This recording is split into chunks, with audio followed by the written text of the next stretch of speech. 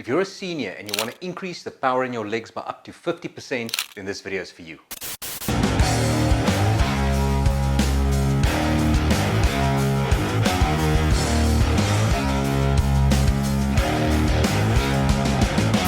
Today we are comparing two different kinds of bodyweight squats. We all know how important our bodyweight squats are, as we should be doing them daily. So we're going to look at the difference between your standard bodyweight squat and their high velocity bodyweight squat. Both are necessary. One of these two squats increases strength and muscle mass. The other one increases power, balance, and reaction time. Which one is best for you? If you don't know who I am, my name is Marius Visser. I'm a biokineticist at the Namibian Oncology Center, and today I'm going to show you two squat variations that you can do in the comfort of your home depending on your needs. So which squat is actually better for you? But before we get into that, it's always a good idea to check with your healthcare provider just for him to have a look over and clear you for exercise. Having said that, let's begin. According to this randomized control trial, they actually used elderly people with mobility limitations. They put them through a battery of tests just to determine how much limitations do they have. They then randomly assigned them to three groups. One of the groups was put into the standardized strength training protocol. The second group was placed into the high velocity strength training protocol, also known as POW, and the third group was the control group. However, if we want to copy the same results as they had in the study, the subjects actually had to perform these exercises at a 70% of their 1 rep max. If you can do a rep at a certain weight only once, then that is your 1 rep max. That would mean that they would take 70% of that number of 1 rep max, and then they would use that in their protocol. And the protocol is 3 sets of 8 repetitions, 3 times a week for 12 weeks. Now, for you to work out in a bodyweight squat, how much weight it is you're actually doing, because it varies. You see, if you do a squat just to parallel, say, the height of a chair, you could be doing anything from 65 to 75% of your body weight. If you had to go a little bit lower down, say about 6 inches below the chair, that percentage actually increases to approximately 75%. And then of course the last one, if you only do a partial, because maybe you've got some arthritis in your knees or you've had a knee replacement, then you will only be doing between 40 and 60% of your body weight. So we're going to get into our squat position. So you decide beforehand whether you can do a squat where you're touching the chair, whether you want to do only a partial squat, or if you feel comfortable going a little bit lower than the chair. And then we're going to get into our comfortable stance with our feet shoulder width apart. Now, this protocol says we got to do 3 sets of 8 repetitions.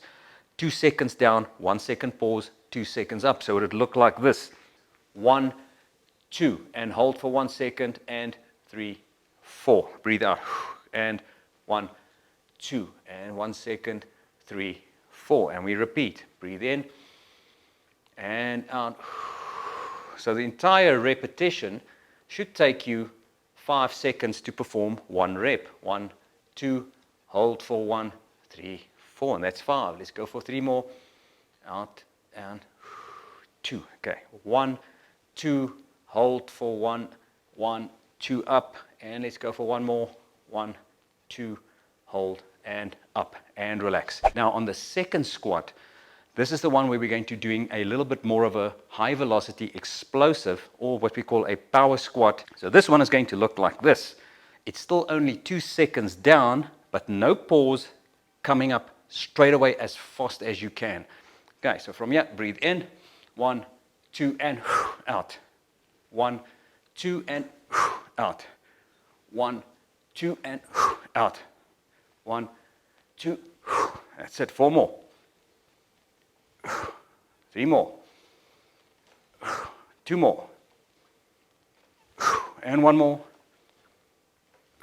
Okay, and there we go. Those were 8 reps, high explosive, high velocity. Now you can add additional weights, holding your weights in each hand, and I'm going to be doing the standardized exercise first, the 2 seconds down, 1 second pause, 2 seconds up. Okay, from here, breathe in, and hold, and 3, 4. 1, 2, hold, and 3, 4. Breathing in, 1, 2, hold, 3, 4. And 1 more, 2, 3, hold, 4, 5, and relax. So I've only done 4 of those reps. You can go up to 8 or even 12. If you do a little bit more and feels that it's too easy for you, you can either increase the weight or increase the reps. It's not going to be exactly according to the protocol, but if you can just get 15, 20, or 30% extra strength or power in your legs, that is still a win-win scenario. Now I'm going to show you the high velocity squat with the additional weight. And we're going to do another 4 of those. Okay, and down 2 seconds. 1, 2, and fast up. It's almost like I want to jump, but I'm not actually leaving the floor. Breathe in. 1, 2, and that's it. Breathe in. 1, 2, 3. Breathe in, and 4. And let's do one more. And 5. And there we go. So by using additional weight, I can actually increase my body weight, which is actually a percentage of your squat. But which squat is actually best for you? Key limitations of this study was that they didn't directly compare power training to strength training. That means that we still don't know which one of these 2 training styles actually helps older adults gain strength faster. And while we do know that it actually does help increase your strength, we just don't know what the mechanisms is. If you need strength, reaction time, and balance, do the power squat for 12 weeks. If you need strength, hypertrophy, or increase in muscle size, do the standardized strength squat. If you like this video, please hit the like button, hit the subscribe button, and tell me how your exercises are going and which squat you actually prefer. See you next time.